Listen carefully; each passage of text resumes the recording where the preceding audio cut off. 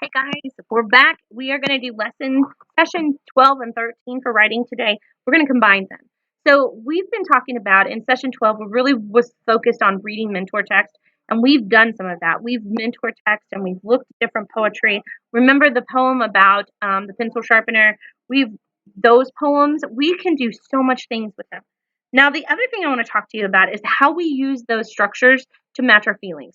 So when we think about feelings, our poetry should give the reader that's reading it some kind of feeling. They should have some kind of something going on inside them or a memory that it brings back. And the memory will bring back feelings too. So that's really important to do that. It's important to know how we use our structure, why we would use it, those different reasonings. Now, we talked about some different types of poem. We talked about haikus. Remember, they have a pattern of 5 syllables in the first line, 7 syllables in the next line, and then 5 in the last line. That's a haiku. There's a very structured way that you have to write a haiku. And then we talked about acrostic. And if you remember, acrostics were like these when we talked about lemons.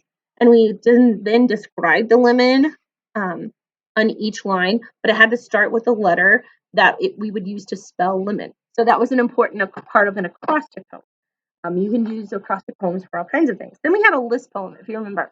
And we were talking how, really honestly, we can make a list poem about a lot of things. Just anything that we could think of that would make a list that would go good with it, we could do that. We took the idea of Walmart and what we see in Walmart, or what would we find in Walmart. And so we wrote the list poem, right? Now, a list poem, it may not give you the same kind of feelings that a acrostic poem or that even a haiku poem would do. So we have to be very, very careful. Now, I'm going to read a poem to you that I wrote for the kiddos here at Maple Crest. And let's see if you can find out what I wrote it for. What am I taking the personification, if you will? What am I writing, the point of view that I'm writing from? What item? Here you go. Red and tan, smooth motion, forward and back, like waves on an ocean. Rocking babies to sleep, rocking to calm nerves, rocking just sometimes to creak. Rocking, creak, creak. Now, if we were looking at this, what do you think Mrs. Mitchley was writing about? Well, they had a clue that you don't have because they could see our rocking chair every day. And our rocking chair is red and tan. That's in our room. So what I wrote about the rocking chair. And I thought about how I feel when I'm in the rocking chair. For me, rocking is a very calming thing for Mrs. Mitchley to do, which is why probably you'll see me in the videos. I rock back and forth. It's not a habit, but it is a habit. And it makes me feel better because making these videos kind of make Mrs. Mitchley a little nervous. So when we looked at how to make things feel, how to put feeling in our structure, sometimes we can use personification. We can take the idea, the perspective of an item, of something in the room, and then use it to write a poem from. And one of these examples is when we think about the wind, okay? So thinking about the wind, if I'm going to write from the perspective of the wind, I may write something that says something like this. I push through the fence. I blow. I whistle. I shake things. I take things. I make things fly. Now, this poem that we wrote, we changed from the perspective of talking just about the wind to what the wind might say. So it's from the personification of the wind. Now, what I used was a mentor text.